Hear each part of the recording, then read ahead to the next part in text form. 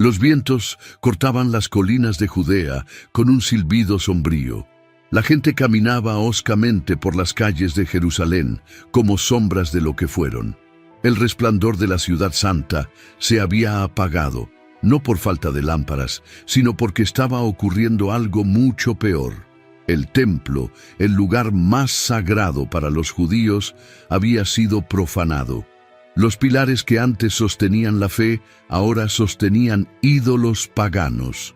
El altar, que una vez vio sacrificios a Dios, ahora estaba manchado con la sangre de cerdos inmundos ofrecidos a dioses extranjeros.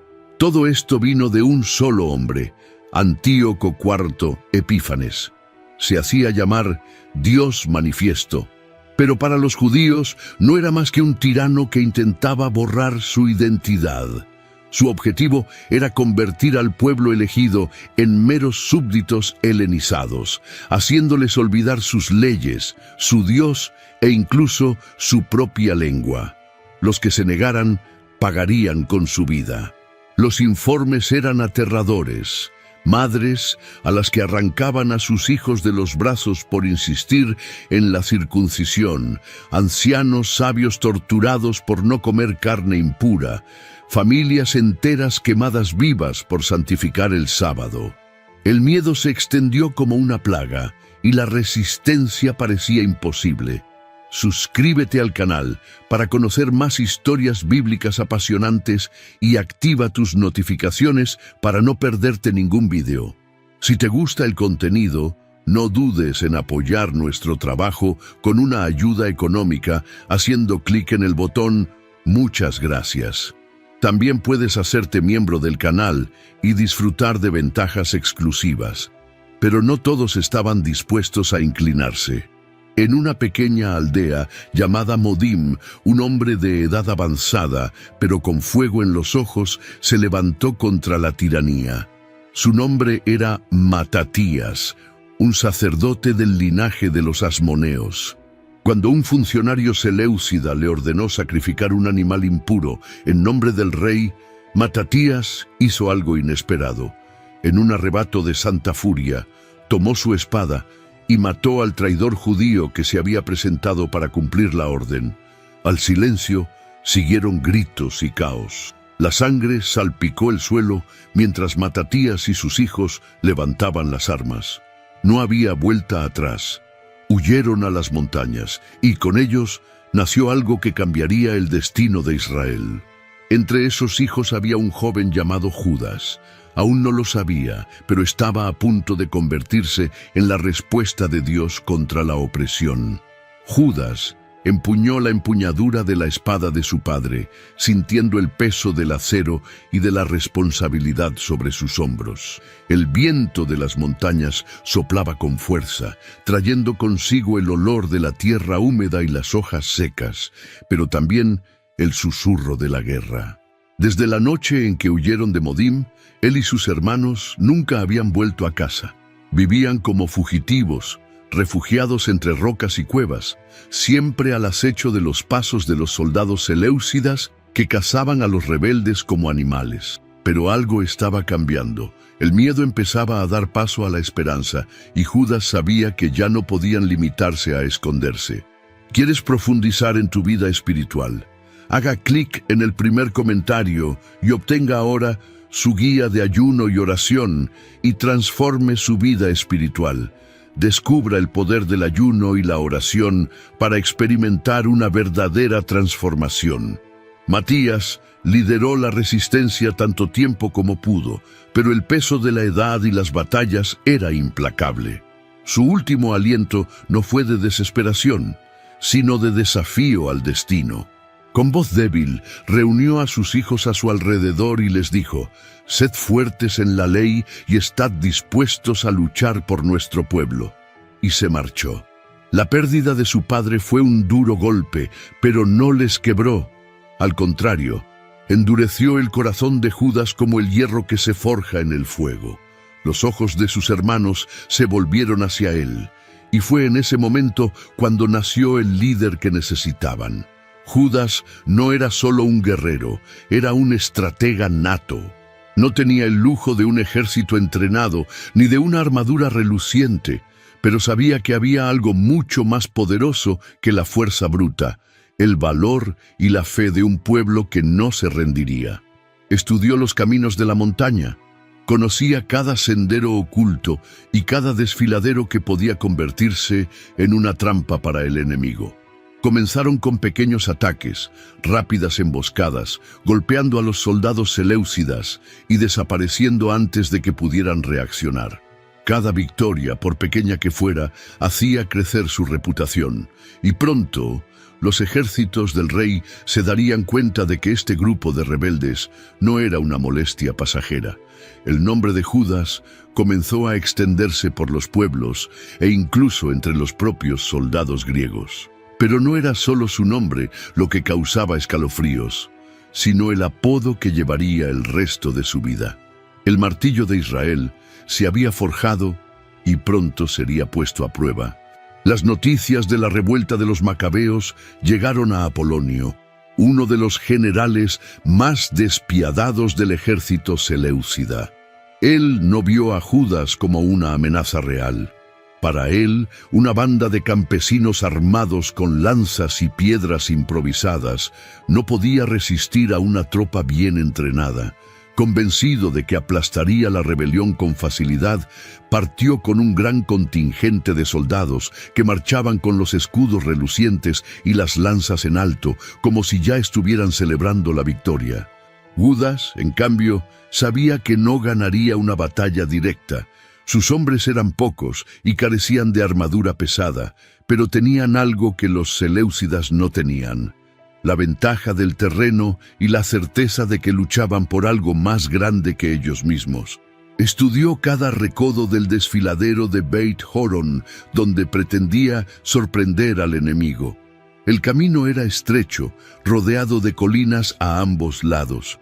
Si los griegos entraban demasiado confiados, quedarían atrapados. Y eso fue exactamente lo que sucedió. Apolonio marchó sin miedo, dirigiendo a las tropas como un lobo que ve acorralada a su presa. Pero cuando la columna de soldados avanzaba por el estrecho sendero, Judas y sus hombres surgieron de entre las sombras como rayos que surcan el cielo. Las piedras rodaban desde lo alto, lanzadas con mortal precisión. Los gritos de sorpresa se mezclaron con el tintineo del metal al caer al suelo.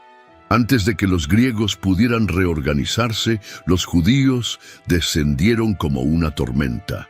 Las espadas se encontraron con la carne, las lanzas fueron arrancadas de las manos enemigas y el desfiladero se convirtió en una tumba para los seleucidas. Apolonio no tuvo tiempo de reaccionar. Judas lo encontró en medio del caos y de un solo golpe derribó al general de su montura. El cuerpo del enemigo cayó sin vida y su espada brilló a la luz del sol. Judas la recogió y la levantó sobre su cabeza como un trofeo de guerra. No era solo un símbolo de victoria, sino una advertencia. El martillo de Israel había golpeado por primera vez. El viento cortaba las montañas cuando llegaron los primeros exploradores con la noticia: Serón, comandante de los seleucidas, marchaba con un ejército aún mayor que el de Apolonio. Su objetivo era claro: vengar la derrota de su compañero y aplastar la revuelta antes de que se convirtiera en un problema mayor. A diferencia de su predecesor, Serón no subestimaba a Judas. Sabía que el líder rebelde no era un simple campesino con una espada en la mano, sino un estratega que utilizaba el propio suelo como aliado. Aún así, Serón creía que un ejército bien armado bastaba para sofocar cualquier resistencia. Judas, en cambio, no se dejó intimidar. Sus hombres eran pocos, estaban cansados y mal equipados, pero sus recientes victorias habían encendido un fuego en sus corazones. No luchaban solo para sobrevivir, luchaban por algo sagrado. Los seleucidas avanzaban con confianza por los estrechos valles que serpenteaban a través de las montañas de Judea. Los soldados marchaban en formación cerrada, protegidos por escudos y lanzas que brillaban al sol. Serón cabalgaba delante, vigilando el camino con la seguridad de un hombre que ya se veía victorioso. Judas les esperaba en uno de los pasos más traicioneros de la región. Conocía cada piedra del suelo y sabía que Serón estaba cayendo en la misma trampa que Apolonio. Cuando los seleucidas entraron en el desfiladero del valle, comenzó la emboscada. El silencio de la mañana fue roto por el sonido de los gritos y el estruendo de los primeros ataques. Los judíos atacaron con velocidad, cortando las líneas enemigas antes de que pudieran reaccionar. Serón intentó reorganizar las tropas, pero el terreno estaba en su contra. Los soldados tropezaban, cayendo unos sobre otros.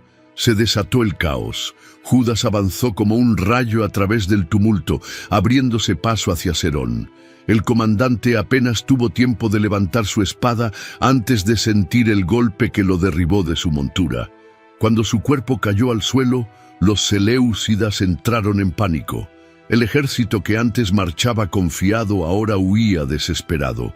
El rey Antíoco ya no podía ignorar el problema. Apolonio y Serón habían sido humillantemente derrotados, y ahora los judíos no eran solo un grupo de rebeldes escondidos en las montañas, sino un ejército cada vez más fuerte y numeroso. Si la revuelta no era aplastada pronto, podría extenderse como un reguero de pólvora por un campo seco. Fue entonces cuando Gorgias, uno de los generales seleucidas más respetados, fue llamado para zanjar el asunto de una vez por todas. Gorgias no era como los comandantes anteriores. No subestimó a Judas, ni confió únicamente en la fuerza de su ejército. Tenía experiencia y astucia, y planeó un ataque preciso. Reunió a más de 5.000 soldados de élite, así como caballería y mercenarios experimentados. Su estrategia era simple: atacar a Judas por la noche, cuando sus hombres estuvieran cansados y desprevenidos. Si lograba tomarlos por sorpresa, los aplastaría antes de que tuvieran oportunidad de reaccionar. Pero Judas ya lo había previsto. Conocía la mentalidad de los generales seleucidas y sabía que tarde o temprano intentarían un ataque por sorpresa. Así que en lugar de esperar al enemigo en su campamento, hizo lo inesperado. Dejó el lugar vacío y hizo marchar a su ejército en silencio a través de la oscuridad. Cuando Gorgias atacó, encontró un campamento abandonado sin rastro de los rebeldes. Confundido, creyó que habían huido despavoridos y comenzó a buscarlos por los alrededores. Mientras tanto, Judas y sus hombres avanzaban en dirección opuesta, directamente hacia el campamento principal de los seleucidas, que estaba casi indefenso. En un ataque rápido y feroz, incendiaron las tiendas, destruyeron las provisiones y masacraron a los soldados que se habían quedado. Cuando Gorgias se dio cuenta de lo ocurrido, ya era demasiado tarde. El general, humillado, se vio obligado a retirarse. La noticia de la derrota corrió como un trueno por todo el imperio seleucida. Judas no solo era un guerrero, sino un estratega que dejaba en ridículo a sus enemigos. Y su mayor victoria estaba por venir, una victoria que restauraría algo perdido hace mucho tiempo. Los soldados de Judas corrían por las calles de Jerusalén, pero esta vez no era para escapar. Por primera vez en años, no había opresores seleucidas que los persiguieran, ni decretos que prohibieran sus oraciones. Las puertas de la ciudad estaban abiertas y el polvo de la batalla aún flotaba en el aire. Habían vencido. El templo, antes tomado por los ritos paganos, se alzaba ante ellos inmenso y silencioso. Pero cuando Judas cruzó los patios y miró dentro, sintió algo pesado en el pecho. Aquella ya no era la casa de Dios. Las columnas estaban manchadas con la sangre de sacrificios impuros. El altar sagrado había sido profanado. Ídolos de piedra y oro acechaban en las sombras como intrusos. El olor a incienso extranjero todavía impregnaba el aire. Era como si la propia fe de Israel hubiera sido herida. Por un momento, el silencio fue absoluto. Ningún guerrero se atrevió a dar un paso adelante. Entonces Judas respiró hondo, levantó la espada y destrozó la primera estatua pagana de un golpe seco. El estruendo de la piedra al resquebrajarse resonó como un trueno, y fue la señal para que todos empezaran a restaurar lo que se había perdido. Purificaron el templo con lágrimas en los ojos, arrancando todo rastro de profanación. Volvieron a erigir un altar digno, y finalmente llegó el momento de volver a encender la menora, el candelabro sagrado que debía brillar sin cesar. Pero cuando buscaron aceite puro, solo encontraron una pequeña jarra, suficiente para un solo día. Aún así, encendieron la llama, y entonces ocurrió lo inesperado. El aceite no se consumió rápidamente. Siguió ardiendo día tras día, durante 8 noches enteras, tiempo suficiente para preparar más aceite puro. El pueblo de Israel supo entonces que Dios estaba con ellos, y aquel día quedó marcado para siempre. Pero ni siquiera esta victoria significó el fin de la lucha. El humo del incienso puro seguía elevándose en el templo restaurado, y la luz de la menora parpadeaba como bailando en señal de triunfo. Pero la celebración no duró mucho. En algún lugar lejano, más allá de las montañas y los desiertos, la noticia de la victoria de Judas Macabeo había llegado a oídos de un hombre que no conocía la misericordia. Lisias, la mano derecha de Antíoco IV, no permitiría que esta humillación quedara impune. Si Jerusalén pensaba que estaba a salvo, pronto descubriría que la tormenta no había hecho más que empezar. Esta vez, los seleucidas no cometerían los errores del pasado. Lisias reunió un ejército gigantesco, 30.000 soldados experimentados, caballería pesada e incluso elefantes de guerra, bestias colosales que aplastaban todo bajo sus pies. Cuando las tropas marcharon, el suelo tembló, como si la propia tierra temiera la destrucción que se avecinaba. Judas y sus hombres eran valientes, pero les superaban en número y sabían que no podrían resistir un ataque directo. Entonces, ¿qué hicieron? Algo impensable. En lugar de esperar a que la destrucción llamara a la puerta de Jerusalén, decidieron atacar primero. Salieron al encuentro del enemigo con una valentía rayana en la locura. En el campo de batalla, las fuerzas chocaron como furiosas mareas. El sonido de las espadas resonaba en el valle, y los elefantes avanzaban como montañas vivientes, abriéndose paso entre el polvo y la sangre. Pero Judas no era un hombre corriente, y su guerra no era solo de carne y acero. Él y sus guerreros lucharon como si el mismísimo Dios estuviera de su parte, derribando gigantes y dispersando un ejército que, sobre el papel, debería haber aplastado a la resistencia. Lisias, humillado y con un ejército hecho jirones, se retiró. Por primera vez, el imperio empezó a darse cuenta de que la revuelta de los macabeos no era una insurrección pasajera. Pero no todos estaban contentos con esta victoria, y la peor amenaza no siempre viene de fuera. A veces, el enemigo más peligroso viste las mismas ropas, habla la misma lengua y reza al mismo Dios. Judas Macabeo había derrotado a Lisias, restaurado el templo y demostrado que los seleucidas no eran invencibles.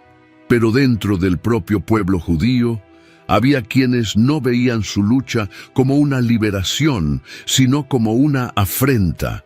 Uno de ellos era Alcimo, un ambicioso sacerdote al que, a diferencia de Judas, no le importaban ni la fe ni la ley.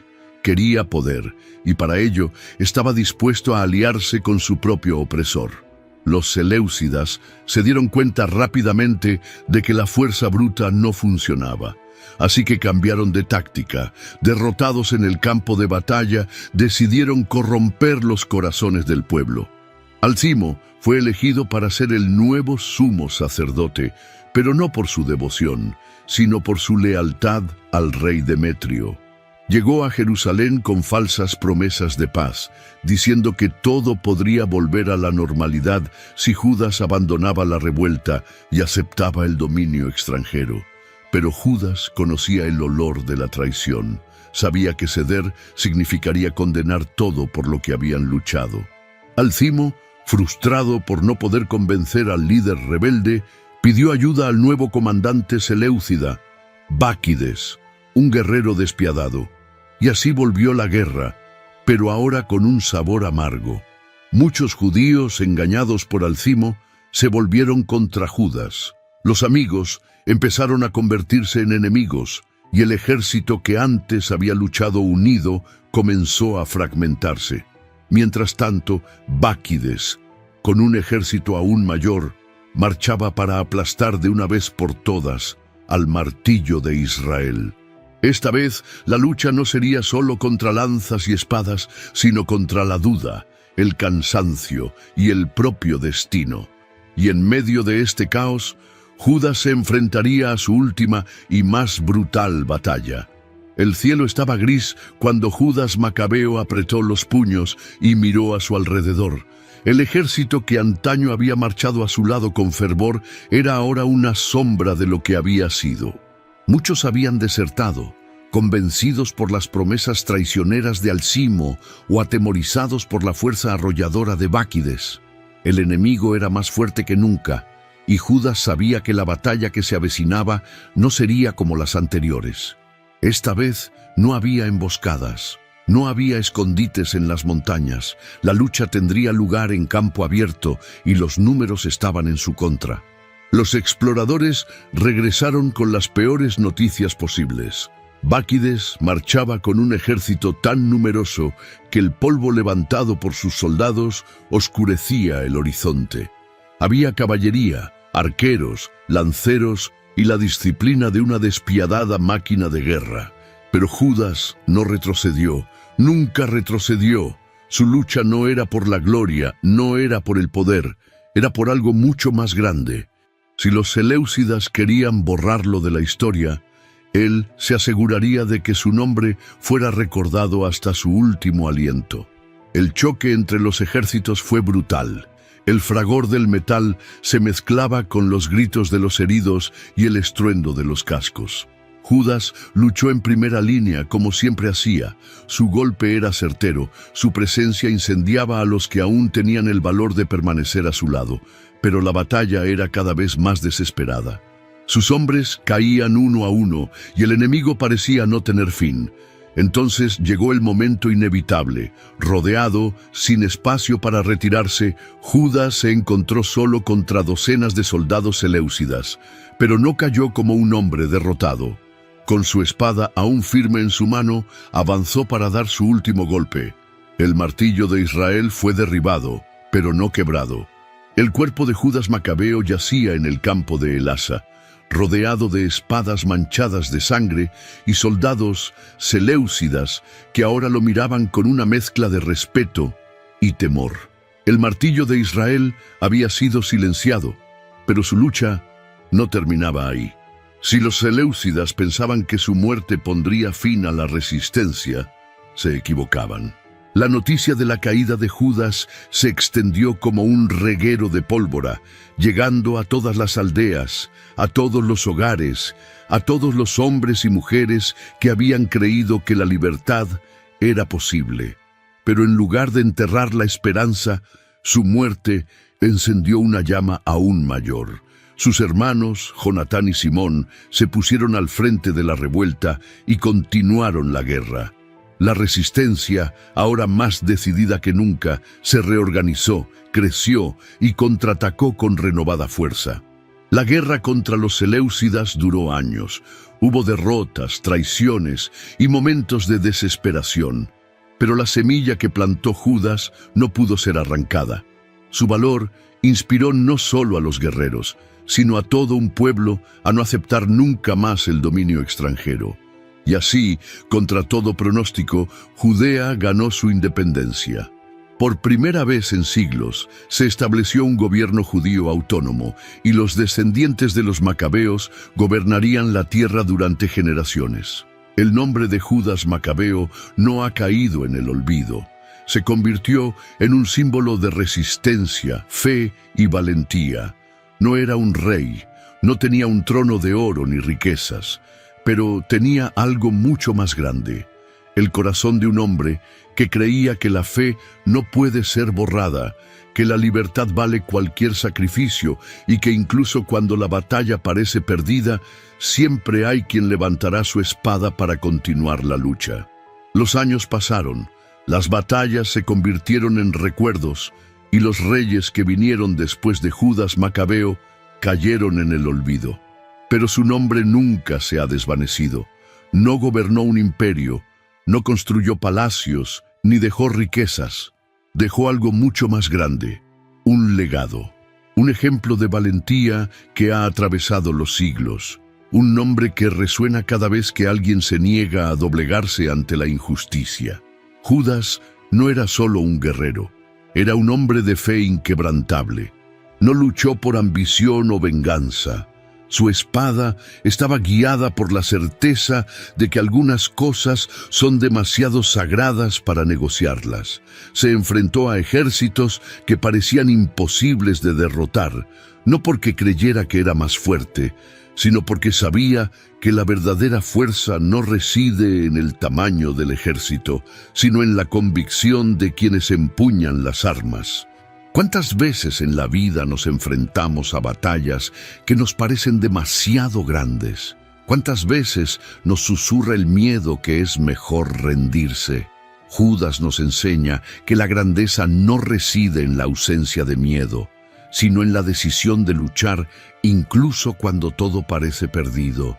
Su martillo no solo destruyó enemigos, sino que forjó la esperanza en un pueblo que ya no creía en sus propias fuerzas. Y así continúa su historia. Con cada generación hay quienes llevan su llama, quienes se levantan contra la opresión, quienes eligen la fe por encima de la acomodación. En cada desafío al que nos enfrentamos, podemos oír el eco de sus pasos, el sonido de su espada cortando el aire, el recordatorio de que un hombre puede marcar la diferencia cuando se niega a aceptar lo imposible. Porque, al final, no importa cuántos ejércitos se levanten, ni lo poderoso que sea el enemigo. Mientras haya quien se niegue a arrodillarse, el espíritu de Judas Macabeo seguirá vivo. Si te ha gustado la historia de Judas Macabeo y quieres seguir otras historias de fe y superación, no dejes de darle a me gusta a este vídeo y compartirlo con tus seres queridos. Y por supuesto, suscríbete al canal para no perderte ningún contenido nuevo. Juntos exploremos más lecciones poderosas de la Biblia.